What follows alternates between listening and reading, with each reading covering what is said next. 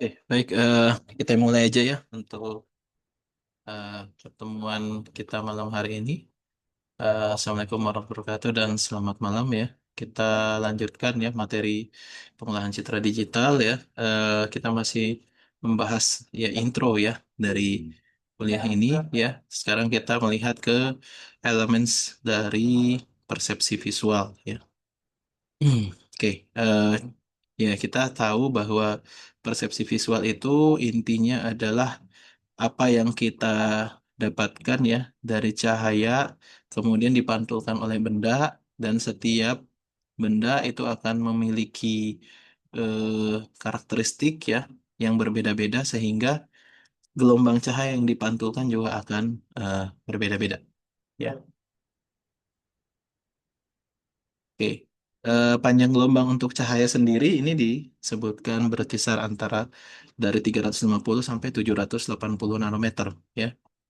Kemudian sumber cahaya sendiri ya eh, karakternya ya memiliki energi intensitas radiasi ya yang memancarkan eh, gelombang dengan panjang gelombang tertentu. Cahaya itu masuk ke dalam persepsi manusia melalui mata ya. Itu bisa berasal dari sumber cahaya itu sendiri ya. Misalkan kita melihat ke lampu atau ke ya sumber-sumber cahaya yang lain ya. Atau bisa juga berasal dari objek ya yang diberikan cahaya lalu dipantulkan ya. Cahayanya dipantulkan oleh benda tersebut. Ya. Nah, ini ya representasi dari eh, gelombang cahaya ya. Nah, ini kita bisa lihat cahaya dari matahari ya memiliki intensitas yang eh, peaknya itu adalah di eh, 100 ya, 100. Kemudian eh, yang tungsten lamp itu atau lampu pijar ya, lampu pijar. Ya ini seperti ininya ya gelombangnya. Ya kalau ini kan gelombangnya dia pendek seperti ini ya, berarti dia cepat secara frekuensinya dia cepat ya. Semakin panjang gelombangnya itu eh, pendek ya maka ya frekuensinya berarti tinggi gitu ya. Jadi kita lihat misalkan yang lampu pijar ya ini yaitu dia belum mencapai satu satu bukit ya bentuk satu bukit ini berarti ini panjang gelombangnya dia tidak terlalu apa panjang gelombangnya panjang berarti frekuensinya tidak terlalu tinggi ya. Ya, ini LED. LED kita bisa lihat panjang gelombangnya itu dari 520 sampai sekitar 640 ya. Seperti itu ya. Nah, persepsi manusia ya itu melihat setiap sumber cahaya itu ya eh, berbeda-beda ya. Nah, seperti contoh misalkan cahaya matahari ini terlihat seperti cahaya yang berwarna putih kekuning-kuningan yang sangat terang ya. Kemudian lampu pijar ini bisa terlihat tidak terlalu terang gitu ya dan berwarnanya kuning ya. Sedangkan lampu LED ya, ya, lampu LED ini cenderung berwarna hijau dan kedip-kedip ya. Nah, cara kita mempersepsikan gitu ya objek-objek tersebut ya yang melihat ya bahwa eh, setiap objek itu ternyata memiliki karakteristik yang berbeda ya.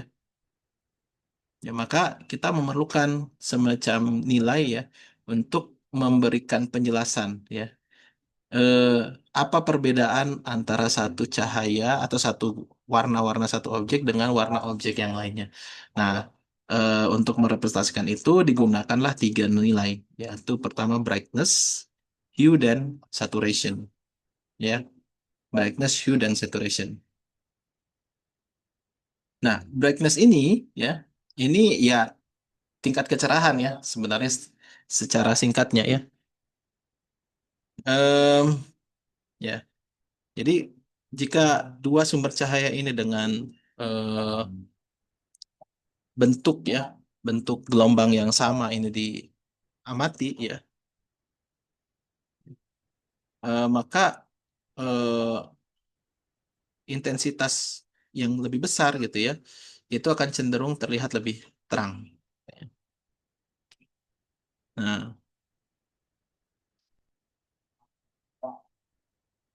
tapi ada juga kasus di mana ketika objeknya memiliki intensitas yang uniform ya, uniform itu maksudnya eh, objeknya misalkan besar, tapi di sisi manapun itu intensitasnya sama ya, di sisi manapun intensitasnya sama. Tapi ternyata brightness-nya berbeda gitu, tidak memiliki tingkat kecerahan yang sama di setiap bagian dari objek tersebut ya. Nah, maka ternyata intensitas itu tidak selalu dia sama nilainya atau sama tingkatnya dengan kecerahan ya atau brightness ya. Nah, kemudian yang kedua ada hue. Hue ini salah satu komponen yang menentukan apa pewarnaan ya, pewarnaan ya, pewarnaan. Nah, eh, atribut dari cahaya ya yang membedakan cahaya merah dari cahaya hijau ya atau cahaya yang kuning gitu ya. Nah, ini ya contohnya ini disebut sebagai hue dari cahaya ya.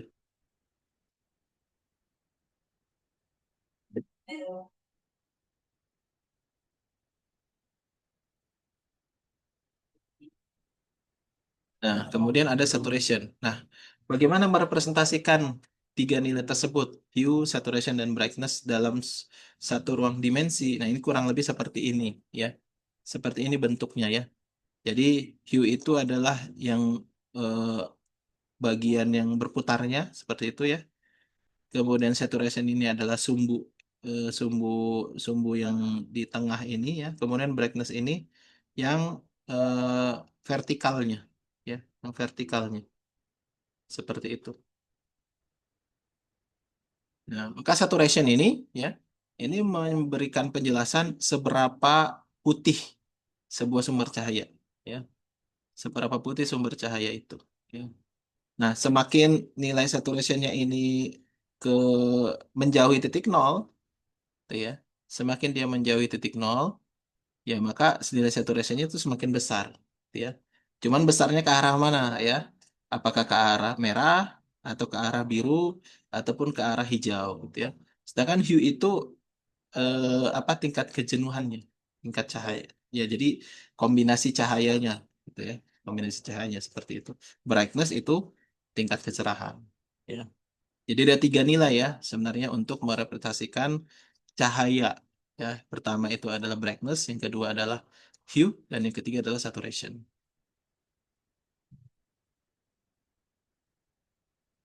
Nah, ini fisiologi dari mata manusia ya, kita tidak perlu terlalu jauh memahaminya ya.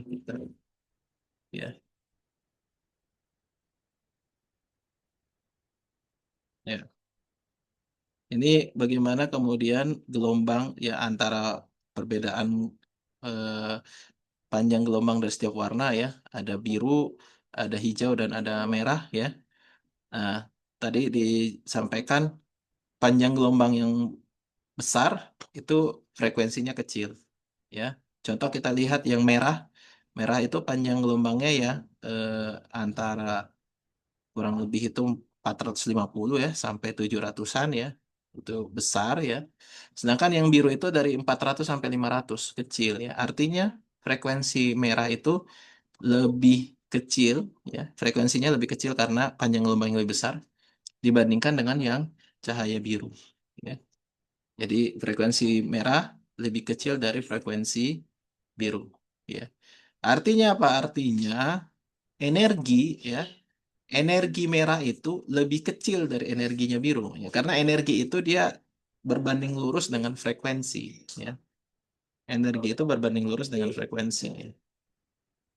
Jadi teman-teman semua ya, itulah mengapa ya eh, kalau api ya, api api warna merah itu sebenarnya tidak, api warna biru tuh lebih panas ya.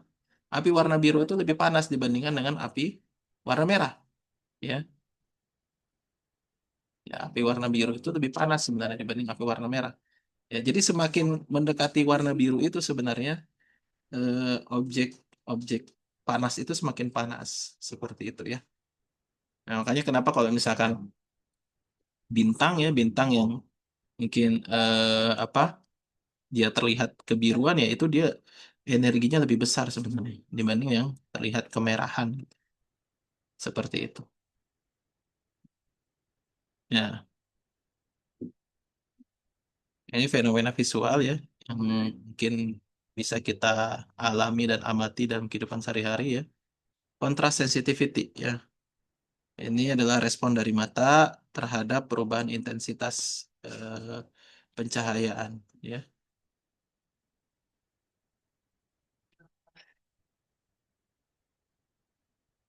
Kemudian ya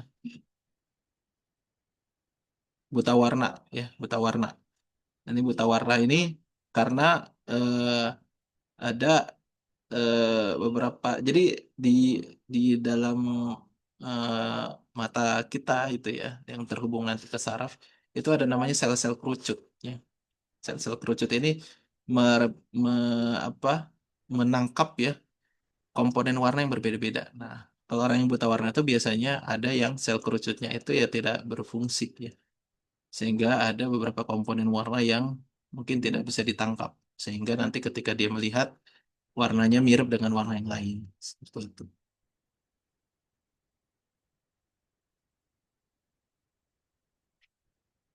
Ya, ini ya. Eh,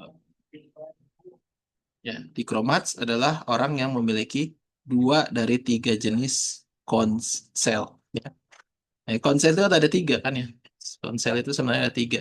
Ini juga makanya kenapa ruang-ruang warna itu rata-rata tiga. Ya, RGB contohnya RGB. Ya, ini kan karena tiga tipe konsel di dalam mata manusia, sel kerucut dalam mata manusia. Kemudian ada chromatic adaptation ya. eh ya. Ini bagaimana kemudian mata kita beradaptasi terhadap perubahan warna ya. Contoh misalkan bendera Amerika ya, ya tidak akan langsung terlihat sebagai warna merah, putih dan biru jika ya sebelumnya ya orang yang melihat bendera Amerika itu dia melihat dia dipapar ya terpapar warna lampu dengan intensitas yang tinggi ya warna merah ya lampu merah yang intensitasnya tinggi gitu. Nah, sama kalau misalkan kita di misalkan kita lagi berkendara gitu ya di tol misalkan terus tiba-tiba kita kena dim ya kena dim lampu dim ya.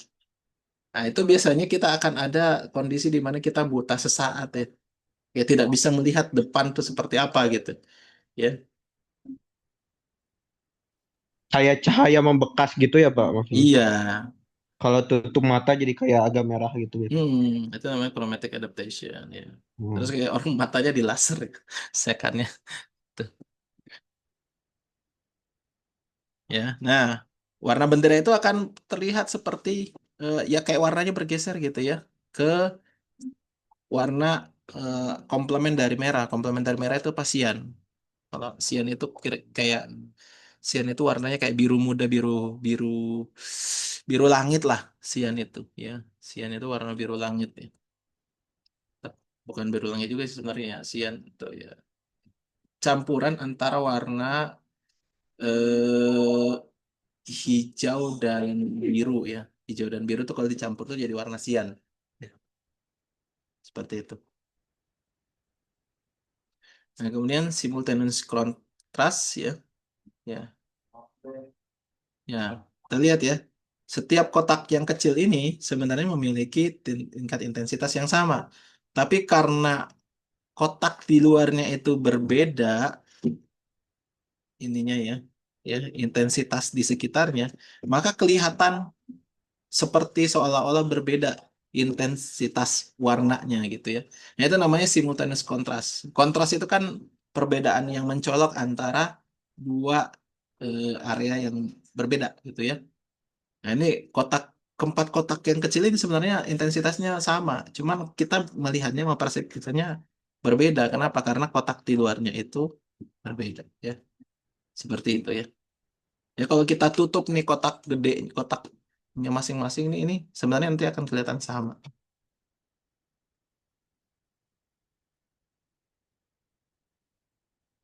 Ya, white page on a black background ya. Jadi kalau misalkan ada benda atau ada objek atau potongan lah ya, potongan kecil warna putih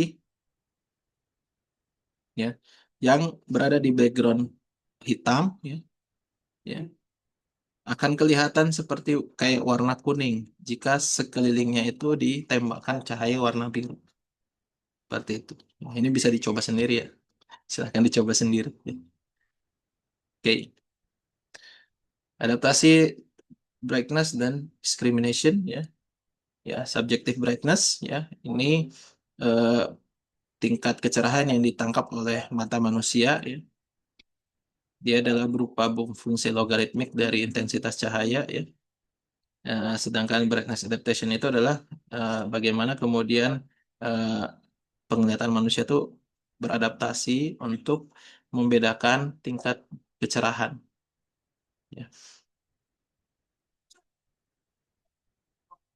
ya ini brightness adaptation. Ya, ini bukan sebuah fungsi yang sederhana ya. Hmm, ya, ya, ini menggunakan Mach band. Sisi kiri dari center band, ya, ini ya, looks brighter than the right side ya, dari sisi kanan. Ini kebalik kayaknya ini. Oke, simultaneous contrast itu tadi sudah jelaskan ya. Oke, ini optical illusion, ya. Ini contoh-contoh ilusi optik. Ini contoh ini ilusi optiknya ini sama kan yang panjangnya sebenarnya. Tapi karena shape ini kita cenderung mempersepsikan shape yang ini shape ini kelihatan nggak kalau saya ngasih pointer ini? Enggak ya? Yang Kelihatan, Pak. yang kiri bawah ini kan. Nah, ini yang kelihatan ini lebih pendek daripada yang bawahnya ya. Kenapa? Karena eh, objek apa namanya shape yang menyertainya ya ini mempersepsikan bahwa ini di dalamnya ini lebih kecil ya. Ini di dalamnya ini lebih yang di luar ini lebih kecil sehingga persepsi kita melihatnya ini juga kita seolah-olah mempersepsikan di sini ada bulat ya ada bulat ya padahal di sini tidak ada bulat itu ya ya tidak ada perbedaan intensitas antara warna yang di pinggir-pinggir ini dengan di tengah ini. Ya, begitupun juga di sini ya. Warna kita seolah-olah melihat ada kotak di sini padahal sebenarnya tidak ada. Atau kita seolah-olah melihat garis yang miring ini seolah-olah tidak sejajar padahal sebenarnya sejajar gitu. Itu semua adalah ilusi optik. Kenapa? Karena persepsi manusia ya, persepsi manusia. Oke, spektrum cahaya dan elektromagnet ya. Elektromagnet ya itu ya gelombang elektromagnet itu dengan panjang gelombang lambda dan juga frekuensinya F harusnya ya. Ya, maka kita punya C sama dengan lambda F ya di mana C adalah kecepatan cahaya ya kecepatan cahaya karena ya cahaya itu adalah gelombang sebenarnya ya kurang lebih ya kita bisa katakan ya semua gelombang itu ya ya dia memancar dengan kecepatan cahaya gitu ya. Em, ya. Nah, gelombang elektromagnet dapat dianggap sebagai aliran dari partikel yang tidak bermassa, ya. Partikel yang tidak punya massa. Sebenarnya partikel yang tidak punya massa itu ya sama aja sebenarnya dengan bukan partikel sebenarnya, tapi dianggap dia adalah partikel, ya. Ya. Dianggap dia punya dia tetap dianggap partikel ya. Makanya eh, kalau teori ya kalau teman-teman mungkin dulu di SMA belajar ada namanya apa dualisme gelombang partikel ya. Dualisme gelombang partikel itu menyatakan bahwa cahaya itu selain dia gelombang dia juga ternyata adalah partikel ya. Yang kita kenal sebagai foton. Ya.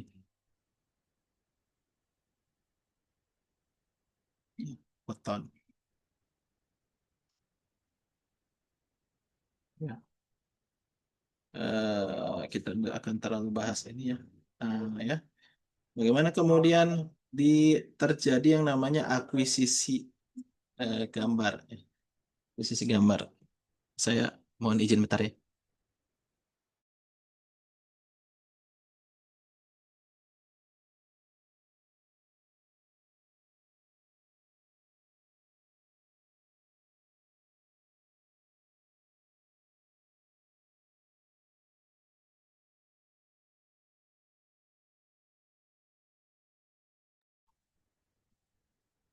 Oke, kita lanjutkan ya. Ya, ini adalah bagaimana ilustrasi sebuah citra itu diakuisisi ya, sampai kemudian menjadi sebuah citra digital. Ya, jadi ini adalah objeknya dari sumber cahaya dipantulkan cahaya itu ya. Jadi balik lagi ya, semuanya adalah berasal dari eh, objek memantulkan cahaya dan cahaya yang dipantulkan ini ya ini akan warnanya akan sesuai ya dengan karakteristik setiap objek. Ya. Ya.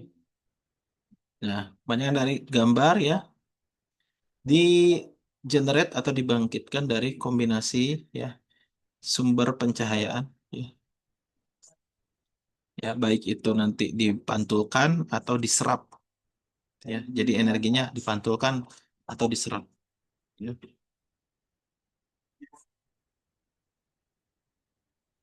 Sensor ini yang menerima rangsangan ya, menerima cahayanya ya, yang menerima gambarnya ya. Ya. Contoh ya yang pasif sensornya pasif yaitu contohnya kamera digital atau kemudian juga mata manusia ya. Sedangkan yang aktif ya, ya ini eh, dia secara aktif menembakkan cahaya, menembakkan cahaya dan langsung ditangkap. Contoh ya X-ray, ya X-ray seperti itu ya. Terus kemudian USG, USG kan gitu ya. USG itu kan gelombangnya ditembakkan, terus nanti dipantulkan, terus dibuat jadi apa namanya citra gitu ya. Jadi gelombang-gelombang yang dipantulkan itu nanti ditangkap, terus kemudian dibuat jadi citra. Karena nanti setiap gelombang yang dikembalikan itu akan berbeda eh, energi yang dikembalikannya gitu ya. Itulah yang membuat apa USG itu bisa menggambar objek yang ada di dalam misalkan di dalam perut ibu itu ya, dalam janin misalkan ya. Atau X-ray, X-ray itu ditembakkan lalu kemudian nanti dia tidak bukan dipantulkan ya, dan dipantulkan jadi ditembakkan nanti penangkap penangkap alat akuisisinya itu langsung di depan gitu. Jadi ini ditembakkan ya, misalnya kita foto toraks sih. Kita kan makanya foto toraks itu ada yang pernah ronsen mungkin kalau yang pernah ronsen mototoraks nyadap ke depan gitu kan terus nanti ditembakkan ininya di belakang gitu ya, saya lupa ininya di belakang apa ininya di depan gitu saya lupa. Saya agak lupa lupa juga gitu ya, yang jelas seperti itu ya. Nah, jadi langsung itu aktif sensor karena sensornya juga yang menembakkan gelombang dan sensornya yang menerima menangkap gelombang. Kalau pasif sensor itu ya gelombangnya bukan tidak ditembakkan oleh sensornya gitu ya, itu aja bedanya. Oke, sampling dan quantization. Nah, ini sebenarnya yang baru baru ini sebenarnya yang berhubungan banget dengan citra digital ya. Jadi teman-teman semua, citra yang kita lihat pakai mata kita itu sebenarnya ya citranya citra analog ya. Karena mata kita ini memang memproses gelombang itu gelombang-gelombang analog ya. Beda dengan komputer. Komputer itu ya mereka memprosesnya gelombang digital ya. Kalau kamera zaman dulu itu kamera-kamera analog ya, kamera-kamera analog ya, baik yang mau dipakai cuci film ya, ya cuci film. Teman-teman ngerti kalau saya katakan cuci film ngerti nggak? Jangan-jangan udah nggak bisa ngebayang ya cuci film. Ngerti Pak, ngerti. Ngerti ya. Jadi itu kameranya ngejepret gambar, nanti ada negatif film ya di dalam si itu. Nah itu dicuci nanti prosesnya ya cuci. cuci film nanti jadi foto. Atau pakai kamera Polaroid. Polaroid itu sekali ngejepret nanti langsung keluar keluar gambarnya gitu. Itu kamera Polaroid. Itu gambar-gambar yang analog sebenarnya. Gambar-gambar yang analog. Atau TV zaman dulu ya. TV zaman dulu itu TV-nya TV analog ya, TV analog. Yang kalau teman-teman coba cari resolusi-resolusi gambar zaman dulu itu resolusinya rendah sekali gitu ya. Atau monitor tabung ya, monitor-monitor tabung yang komputer tahun 90-an itu ya resolusinya sebenarnya rendah gitu ya. Kalau di kalau di eh, aplikasi-aplikasi zaman dulu itu di, dipakai di zaman sekarang di komputer di monitor zaman sekarang itu akan kelihatan sangat pixelated ya. Akan terlihat sangat kotak-kotak gitu ya karena resolusinya sebenarnya sangat rendah gitu ya. Atau misalnya teman-teman yang nggak tahu di sini mungkin ada yang main game-game pakai emulator misalkan ya, game-game Nintendo ya yang pakai emulator itu kelihatan kalau dimainin di monitor yang resolusi tinggi tuh kelihatan pixelatednya itu sangat terlihat gitu. Tapi kenapa zaman dulu pada saat kita misalkan ya zaman saya misalkan ya mainin game itu nggak kerasa kotak-kotak gitu ya. Nah ternyata ada triknya ya karena yang ditembakkan itu tetap citranya citra analog bukan citra digital. Dulu TV semuanya analog, monitor semuanya analog.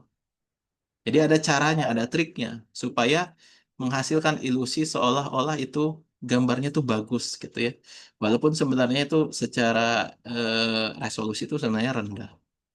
Nah itu ada triknya. Nah, sekarang karena kita berhadapan dengan ya semuanya digital, perangkat digital ya sehingga memang gambar yang akan bagus itu akan terlihat bagus tuh memang gambar yang resolusinya tinggi gitu ya. Ya, resolusi itu apa? Resolusi resolusi itu ya berapa panjangnya, berapa lebarnya gitu ya, berapa piksel ke kanan, berapa piksel ke bawah gitu. Itu namanya resolusi ya. Bukan ukuran gambarnya ya, bukan ukuran gambarnya. Karena kalau bisa aja kan kita nge-resize gitu ya, kita nge-resize tuh gambarnya itu. Tapi resolusinya ya tetap tetap segitu-gitu aja ya. Paling nanti satu piksel itu terlihat lebih besar. Seperti itu ya. Nah, ini contoh ya. Ini kita ada dua istilah. Ada sampling, ada quantization. Apa itu sampling, apa itu quantization?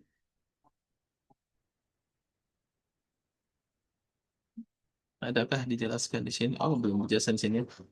Nah, ini saya sampaikan ya. Apa itu sampling, apa itu quantization? Sampling itu ya em, itu sebuah proses ya.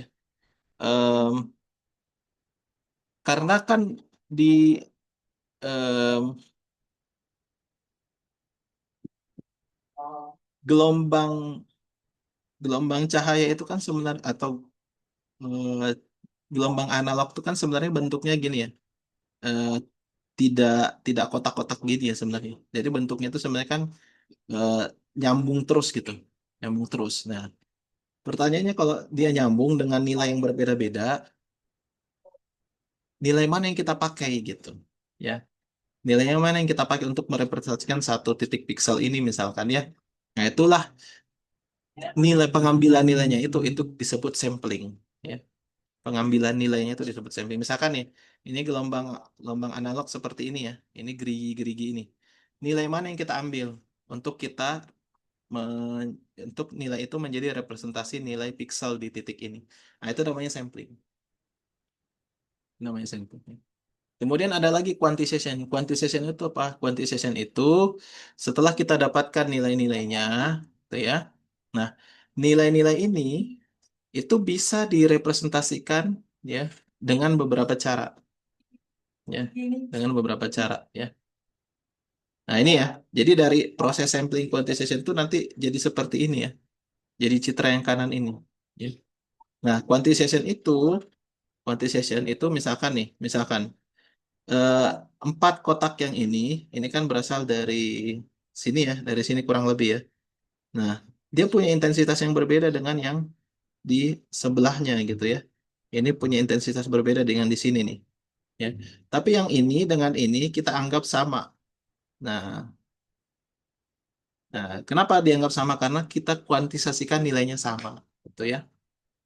Nah, ya. Semakin kita mau detail warnanya, berarti level kuantisasinya semakin tinggi, gitu ya. Contoh misalkan, saya punya, atau kayak gini aja deh. Em, ada kulit lah ya, kulit lah ya, kulit, kulit manusia. Pertanyaannya, pertanyaan saya, apakah setiap area permukaan kulit manusia itu punya tingkat kecerahan yang sama? Beda, Pak. Beda harusnya kan? Harusnya berbeda ya, ya. Tapi kalau kita kuantisasinya rendah, nah akan banyak area-area di kulit manusia itu yang direpresentasikan dengan nilai piksel yang sama.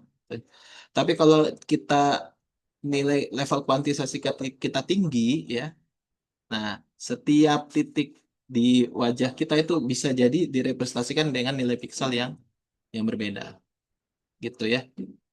Ya, jadi kuantisasi itu nanti akan menentukan berapa kedalaman warna, berapa kedalaman warna. Ini kita kita tunggu azan beres dulu ya, teman-teman.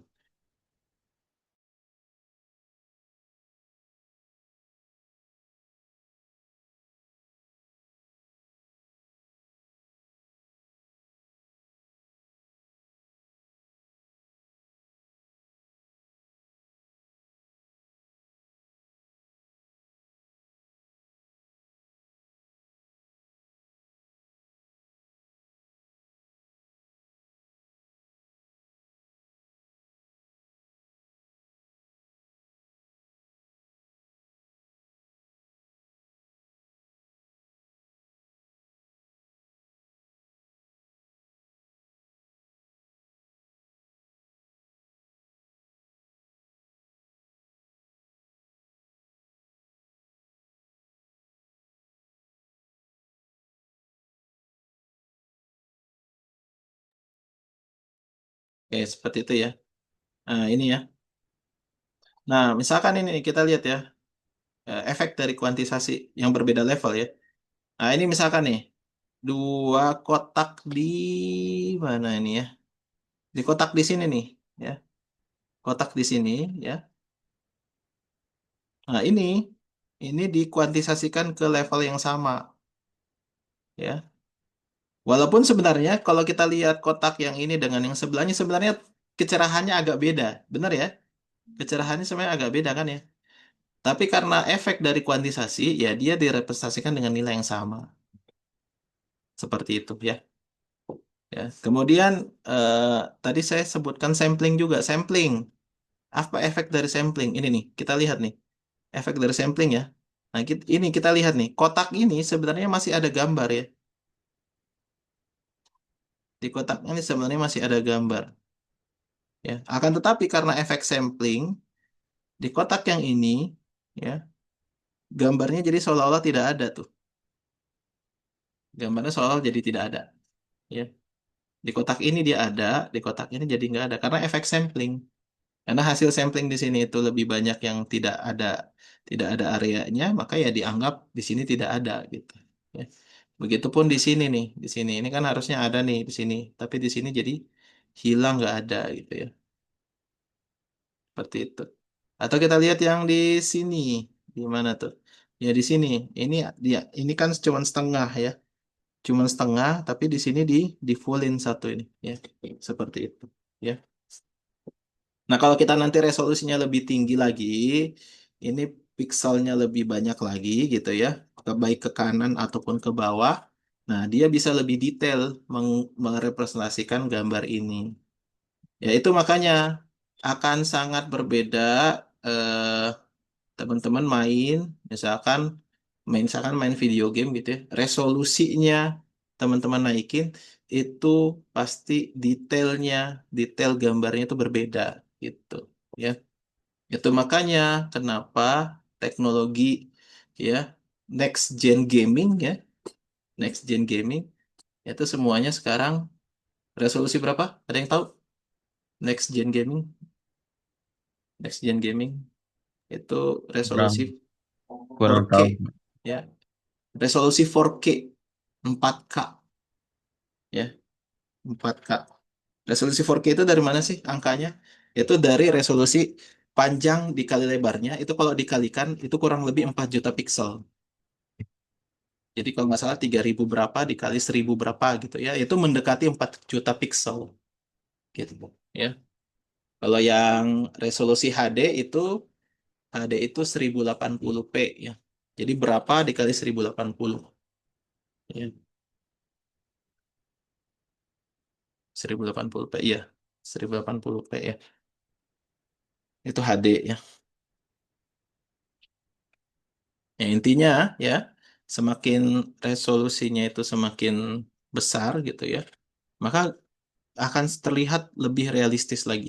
Ya, gambar itu akan terlihat lebih realistis. Jadi resolusi itu bukan ukuran monitor ya teman-teman, bukan ukuran gambar ya. Tapi seberapa detail si gambar itu direpresentasikan dalam bentuk digital kayak gitu ya. Saya bisa saja punya gambar yang ukurannya sama kayak gini ya, tapi resolusinya lebih besar ya, kotaknya lebih kecil jadinya. Kotak-kotak ini jadi lebih kecil. Seperti itu ya. Nah, ini biar nggak salah mempersepsikan gitu ya. Jadi resolusi itu bukan ukuran gambarnya, tapi seberapa detail si gambar itu direpresentasikan dalam bentuk panjang ke kanan dan ke bawah gitu. Seperti itu ya. Kita bisa saja punya dua gambar yang ukurannya sama, tapi resolusinya berbeda. Ya, yang resolusinya rendah ya gambarnya pecah-pecah, yang resolusinya tinggi ya gambarnya bagus. Seperti itu ya. Ya, nah ini kegunaan-kegunaan dari gambar digital ya. Hmm, Oke, seperti itu ya.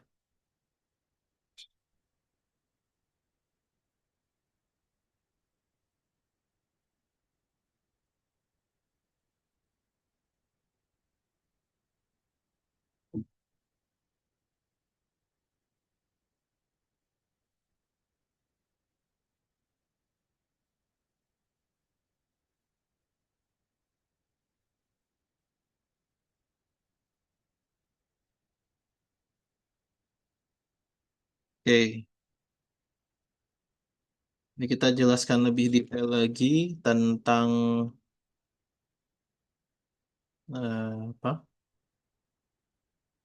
tadi ya.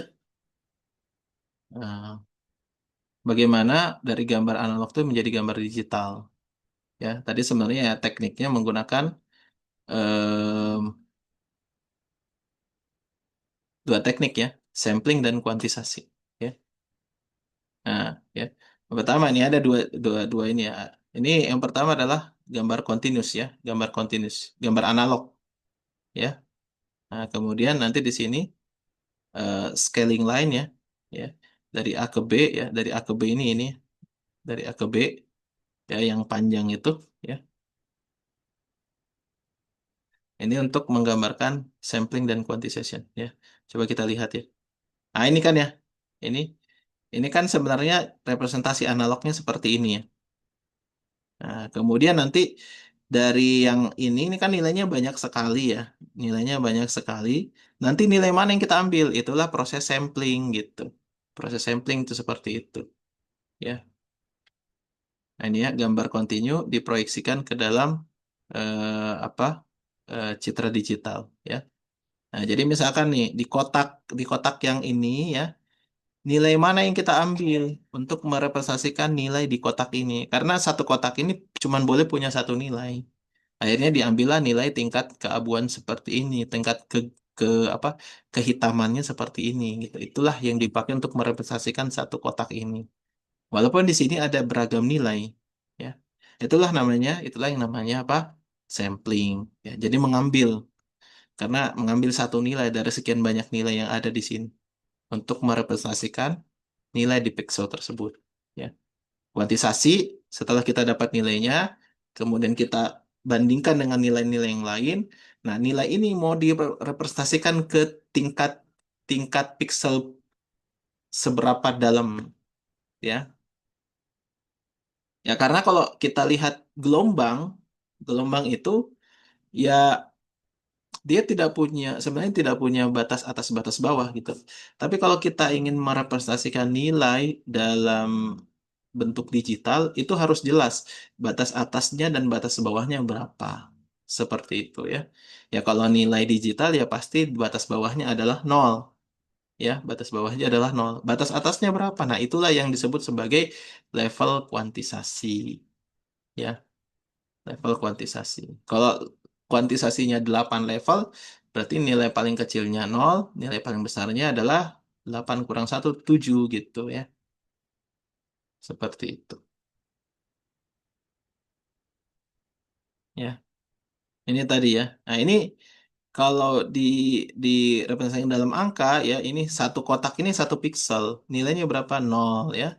Satu kotak ini satu pixel, nilainya berapa? 75 dan seterusnya ya.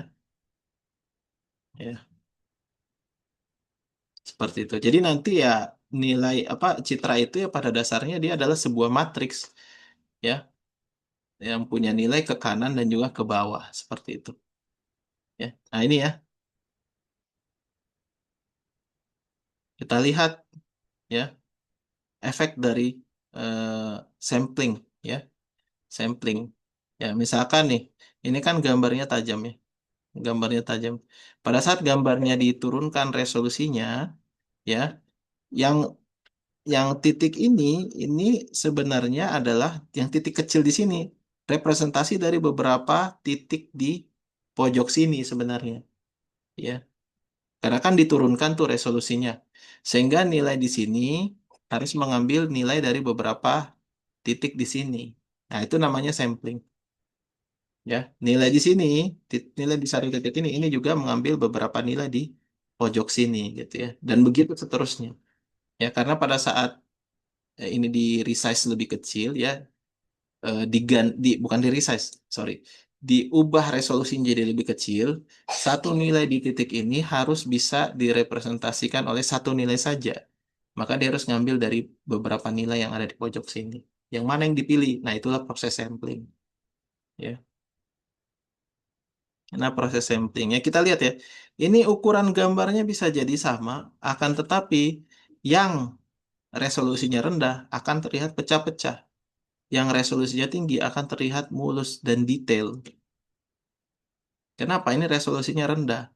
Ya, nilai satu kotaknya ini, satu pixel itu kotaknya gede gitu. Sedangkan kalau di sini satu pixel itu kotaknya kecil. Sehingga dia sebenarnya nilai yang tersimpan di sini itu lebih banyak ya dibandingkan nilai yang tersimpan di sini. Seperti itu ya.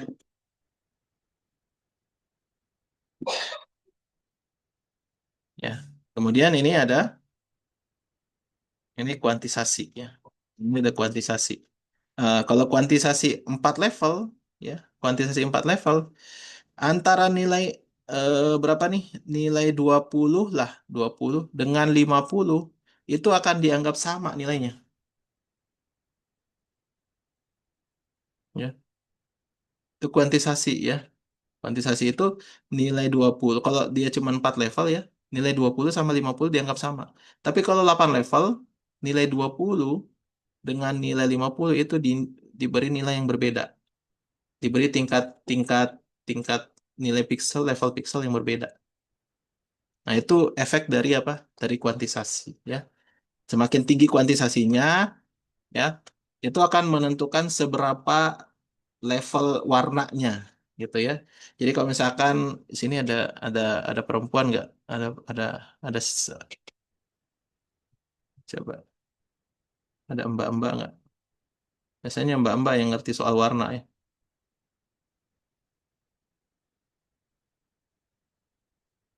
Nah, ini ada ya. Ini Quinta ini mbak-mbak kan ya. Nah, itu ya. Iya, Pak. Itu ya. Bisa nggak Mbak bedain hijau daun, hijau lumut, hijau apa lagi tuh? Bisa nggak bedain Mbak? Bisa, Pak. Bisa. Buat laki-laki, hijau ya hijau. Buat laki-laki tuh hijau ya hijau, biru ya biru, merah ya merah gitu. Ya. Kenapa? Karena kuantisasinya berbeda. Ya, bagi perempuan tuh level kuantisasi mereka lebih tinggi gitu. Itu ilustrasi sederhana lah ya. Gimana efek dari kuantisasi gitu, ya. Buat yang perempuan misalkan dia bisa ngebedain tuh abu-abu ini, level abu-abunya aja ada gitu. Tapi buat laki-laki tuh ngeliat abu-abu ya udah abu-abu gitu. Ya, ini warnanya apa abu-abu, ini warnanya apa abu-abu gitu. Padahal abu-abunya beda gitu. Coklat misalkan. Ini coklat, ini coklat, ini coklat ini gitu ya. Ya. Kalau laki-laki ya lihat coklat ya coklat gitu. Ya, semuanya dianggap sama gitu. Tapi bagi perempuan ya itu efek kenapa? Level kuantisasinya berbeda. Ya, seperti itu ya. Ya. Secara umum 256 level ya atau 8 bit per pixel. Ini 8 bit didapat dari mana? Karena kalau kita ingin merepresentasikan 256 tingkat, berarti 0 sampai 255 ya. 0 sampai 255, 255 itu kalau diubah jadi biner, itu nanti 1111 sampai panjangnya 8 ya. Jadi 256 itu 256 level itu dari level 0 sampai level 255. Nah, 255 kalau di di bitkan, diubah jadi bit, diubah jadi biner, itu nanti 1111 ada 8 panjang. Ya, sehingga kalau level 0 juga 0000 panjangnya 8. Jadi 8 bit per pixel, ya. Nah, ini secara umum ya, 256 level ini sudah dianggap cocok untuk merepresentasikan tingkat keabuan, ya. Nah, pada citra RGB, red, gray, red, green, blue, 256 tingkat keabuan ini dipakai untuk merepresentasikan setiap intensitas warna. Jadi kalau misalkan warna putih, ya, warna putih itu RGB-nya adalah R-nya 255, G-nya 255, B-nya 255. Ya. Nah, kalau misalkan teman-teman pakai image editor tertentu, itu representasi nilai RGB-nya itu biasanya pakai heksadesimal ya, bilangan basis 16. Jadi R255 itu ya FF, ya, G255 itu FF, B255 itu FF. Jadi kalau ada nilai FF, FF, FF itu artinya warna putih, seperti itu. Kalau nilainya FF 0000 berarti itu warna warna apa? Warna merah ya karena R-nya doang yang FF. G sama B-nya 0 ya. Seperti itu ya. Nah, ini ya, ini contoh ya. Nah, efek dari kuantisasi ya. Ini kalau 1 bit ya dia cuma 0 atau 1. Kuantisasinya 0 atau 1 doang gitu ya. Nah, kalau 4 bit, 4 bit ya. Ini ada 4 level warna, 4 tingkat warna ya. Baik itu yang merahnya, baik itu yang hijaunya, baik itu yang birunya. Saya seperti itu ya. Atau kalau enggak ya ini mungkin eh, 4 bit itu untuk semua warna gitu ya. Berarti kalau 4 bit berarti berapa level? Berarti 2 pangkat 4, 16 level. Ya, cuman ada 16 tingkat warna. Ya. Kalau 8 bit berarti 256, 2 pangkat 8, berarti 256 tingkat warna. Kalau 24 berarti 2 pangkat 24. Ya, 2 pangkat 24. Ya.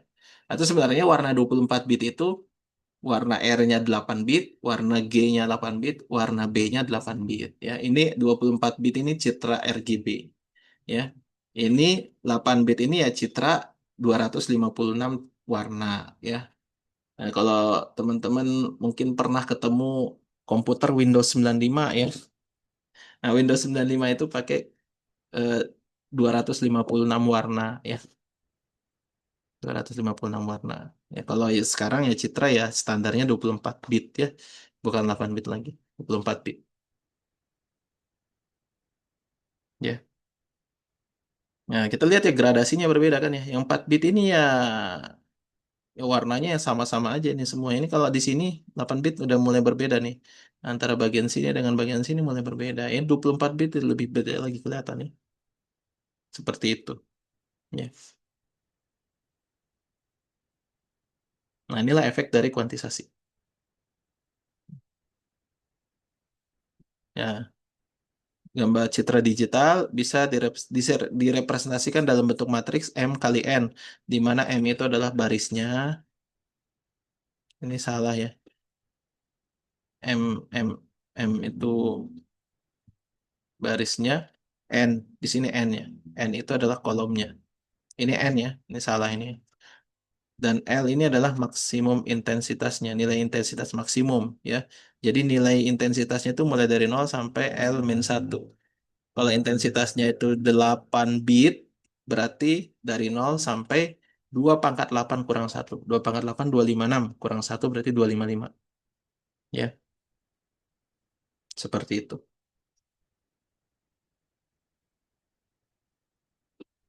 Nah, ini ya.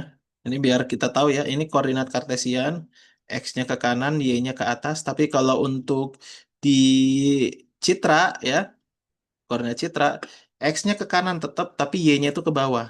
Ya, ini hanya biar teman-teman nggak lupa ya. Jadi pada saat menggambarkan nilai pixel, kalau di matriks gambar ya, matriks citra itu, Y-nya itu ke bawah ya, bukan ke atas. Oke, ya. Nilai pixel di sini, ini barisnya baris ke satu, kedua, dan seterusnya. Ini kolomnya bersatu, kolom satu, kolom dua, dan seterusnya. Ya. Nah, bentuknya sebenarnya seperti ini. F ini sebenarnya nilai biasa aja sebenarnya. F 0,0 itu maksudnya nilai pixel di posisi 0,0. Ya. Ini nilai pixel di posisi 0,1. Ya. 0,0 itu artinya baris ke 0, kolom ke 0. Ya. 0,1 artinya baris ke 0, kolom ke 1. Seperti itu ya, biar nggak bingung nih.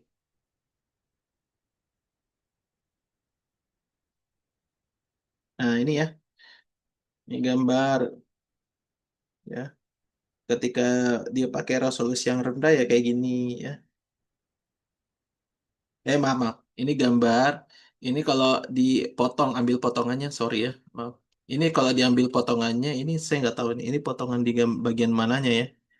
Ya, sepertinya ini bagian atasnya ya. Ya, ini dipotong gitu ya. Nah, ya kayak gini gitu ya. Tapi ini sebenarnya hasil ngezooming ya. Hasil ngezooming. Aslinya ini cuman di potongan kecil bagian gambar ini aja sebenarnya. Nah, ini kayak ini ya. Ini di titik ini nilainya banyak ya. Nilai yang blue-nya seperti ini, nilai yang green-nya seperti ini, nilai yang red-nya seperti ini.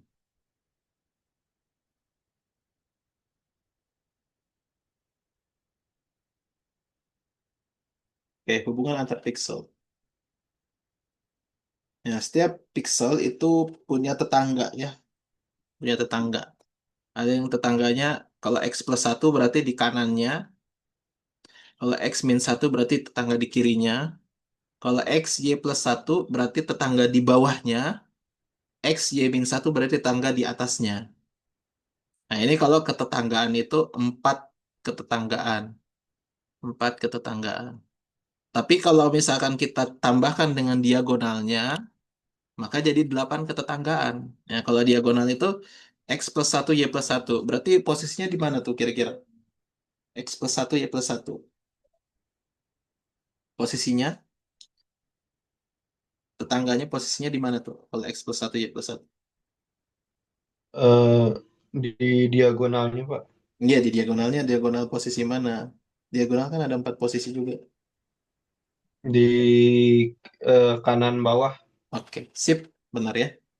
X plus 1, Y plus 1 itu berarti X plus 1 kan di kanan, Y plus 1 di bawah. Berarti di kanan bawah. X plus 1, Y min 1 berarti di kanan, tapi di atasnya. Gitu ya. Nah, kalau yang tetangga diagonal dimasukkan juga, itu berarti jadi 8 ketetanggaan. Ya. Jadi ketetanggaan pixel itu ada yang 4, ada yang 8. Ya. Pad, ya, atau kurva, ya, dari pixel P ke pixel Q, ya, itu adalah sebuah apa sequence ya, sequence rangkaian ya dari nilai-nilai pixel. dari titik P ke titik Q gitu ya. X0 Y0-nya itu ya pixel P-nya ya, posisi pixel P.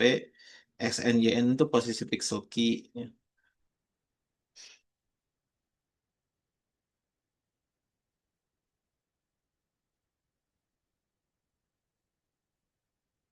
Komponen yang terhubung ya.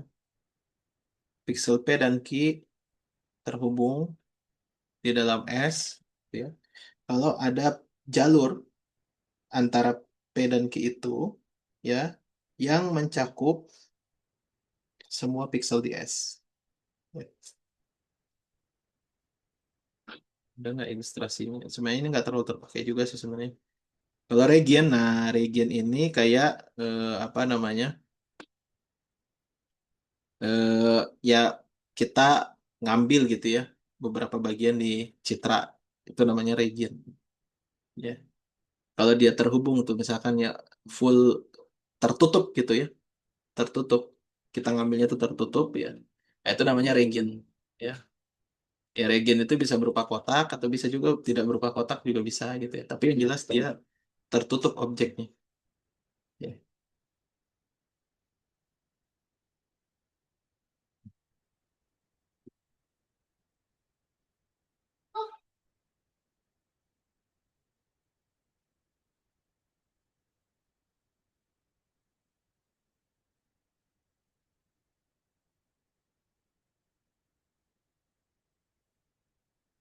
Oke, citra bitmap untuk file yang ukurannya 1 pixel 24 bit ya. Intensitas RGB itu bisa diketahui langsung dari bitmap data ya. Ini ya. Jadi kalau misalkan citra bitmap ya, bitmap itu BMP ya. Bitmap itu BMP, 1 pixelnya itu 24 bit. Nah, kalau citra yang kita biasa pakai apa? Pernah pakai BMP nggak? Enggak kan ya. Kita biasanya pakai citra JPEG atau GIF atau TIFF. Itu semuanya sudah merupakan citra hasil kompresi ya. Itu semuanya adalah citra hasil kompresi sudah itu ya. Citra-citra JPEG itu atau citra GIF atau citra TIFF itu semuanya rata-rata sudah citra hasil kompresi ya. Nah, citra yang asli pixel RGB itu ya citra bitmap ya, extensionnya .bmp ya. Kalau misalkan file bit apa dia itu 1 pixelnya itu adalah 1 bit, 4 bit atau 8 bit ya. Intensitas RGB-nya kita harus gunakan color map ya, color map. Ya. Jadi biasanya emang apa ya karena direpresentasikannya tuh pasti beda gitu ya. Ya ini contoh color map ya. Color map ya misalkan nih kalau misalkan color mapnya itu bitnya itu 0 sampai 15 gitu ya, yang 0 ini nanti dikodekan gimana berarti ya ini contoh ya 0 ini RGB-nya R-nya 56 ini ya G 5 ini 9 ya, yang kotak yang ini disebut color map ya, jadi nanti nilai level ini dipetakan ke nilai R, G dan B-nya berapa gitu ya. Nah, jadi misalnya contoh RGB intensity untuk pixel 1 itu 56 59 pixel satu ya, pixel satu karena pixel satu ini nol nilainya kan, seperti itu ya.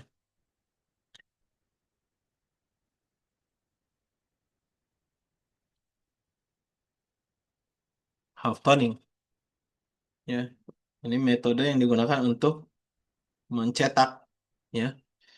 Kalau warnanya itu intens apa range warnanya itu besar gitu ya, tapi range warna yang dimiliki oleh si printernya terbatas ya, jadi tidak sebesar range warna aslinya gitu ya. Nah, maka digunakan teknik namanya half toning. Half toning itu kayak gimana sih? Dia menggunakan celah kelemahan mata manusia. Ya.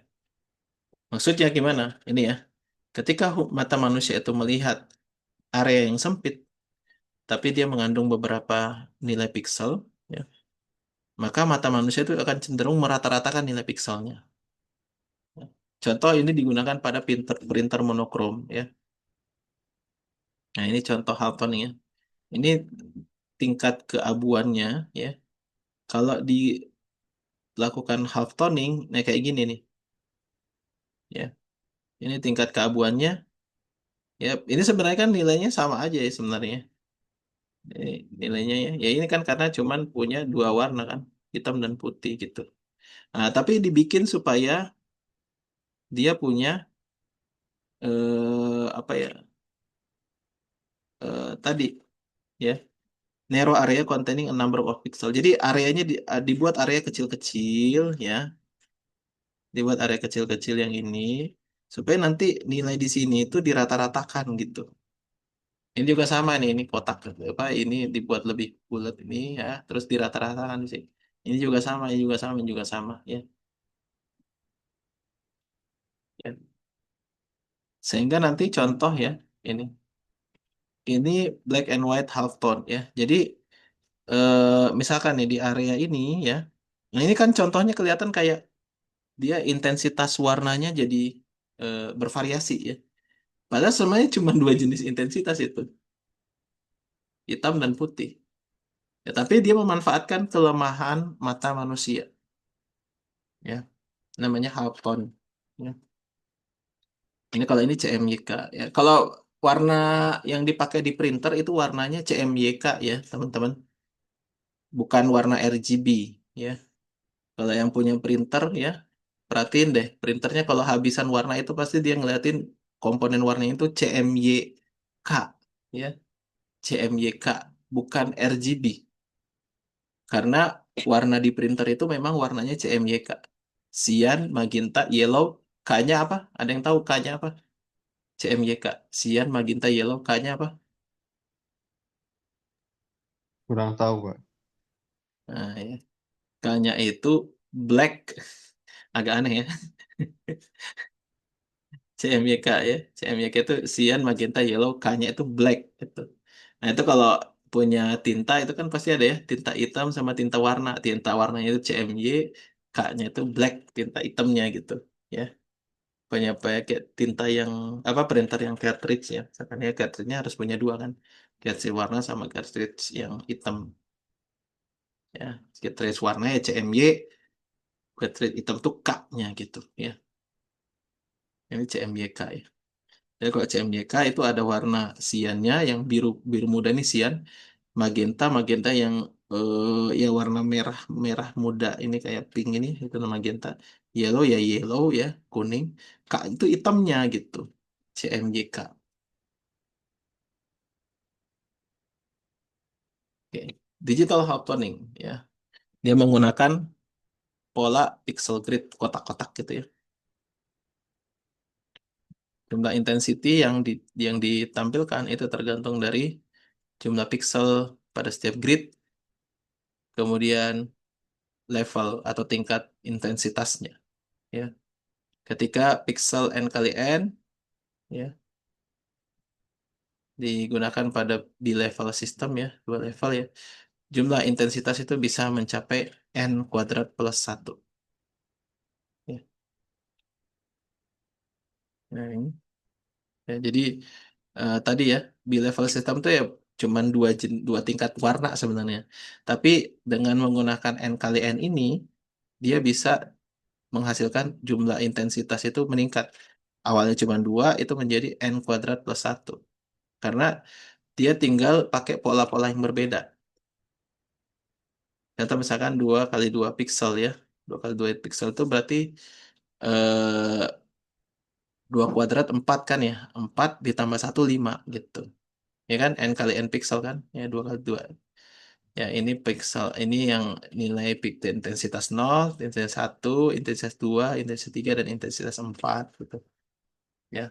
Nah itu eh,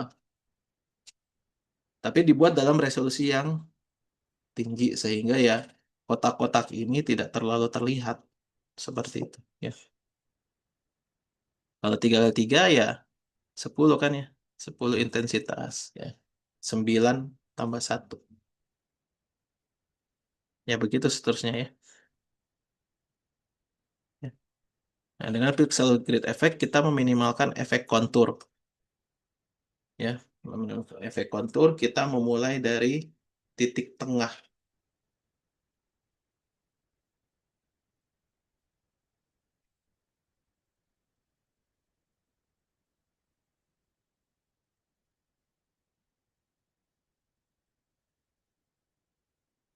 Dan kita minimalkan juga visual effect yang lainnya. Ini kalau ini sebenarnya udah nggak terlalu dipakai ya. Dithering. Dithering itu apa? Kita melakukan haltoning dengan meminimalkan de- eh, degradasi resolusi ya. Itu namanya dithering. Ini ya, dithering ya. Dengan menggunakan dua warna, merah dan biru. Kalau jumlah piksel itu rendah ya, maka tampilan warna itu akan berubah.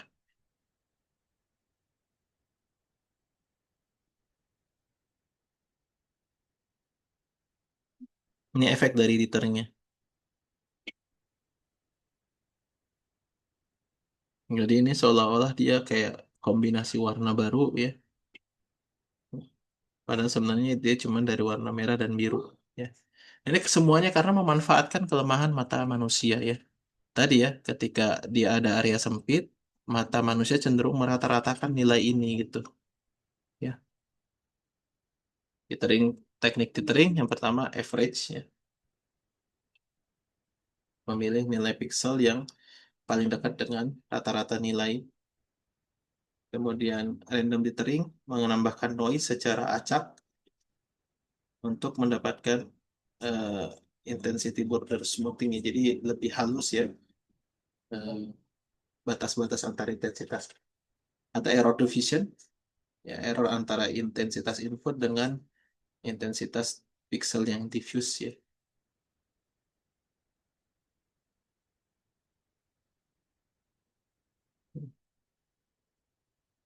Nah, error diffusion ya,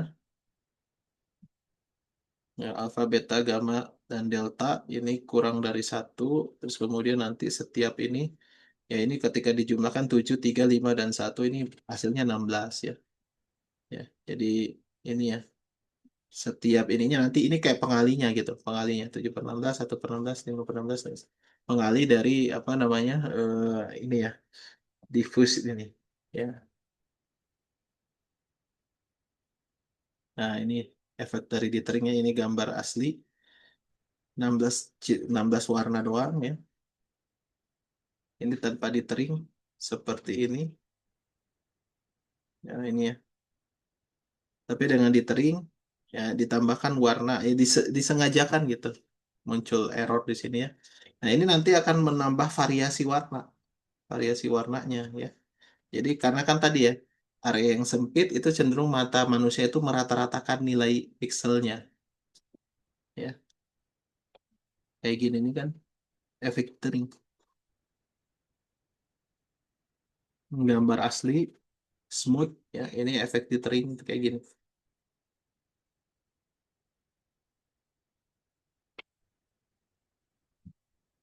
Ya kayak gambar-gambar ilustrasi ya, ilustrasi. Nah, ini kalau ada ini tanpa ditering, ini dengan ditering. Nah, dia jadi lebih smooth, kelihatan lebih smooth ya. Ya, padahal sebenarnya sama ini kan resolusinya, tingkat pikselnya, kuantitasasinya lebih rendah. Ini kuantitasasinya lebih rendah dibanding ini sebenarnya. Akan tetapi lewat proses, ya ini kan ini 16 warna ya. 16 warna. Kalau ini 24 eh, apa 256 level warna. Ini 256 level warna, ini 16 level warna. Tuh ya. Oke, seperti itu. Ini yang bisa disampaikan.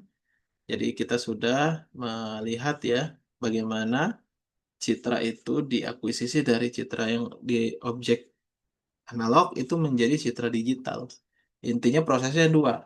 Prosesnya sampling dan kuantisasi. Sampling itu nilai yang kita ambil untuk merepresentasikan satu pixel itu kita ambil dari nilai yang mana. Nah, itu namanya proses sampling. Kuantisasi nilai-nilai ini nanti kita mau representasikan dalam berapa level, berapa tingkat nilai gitu ya. Seperti itu. Oke, ada yang ditanyakan teman-teman? Cukup jelas, Pak. Cukup ya? Oke, cukup. Kalau cukup ya, terima kasih. Kita insya Allah akan lanjutkan lagi. Kemungkinan minggu depan nggak ada sinkronus ya. Ya, tapi ya ini karena gini, kalau LMS sekarang itu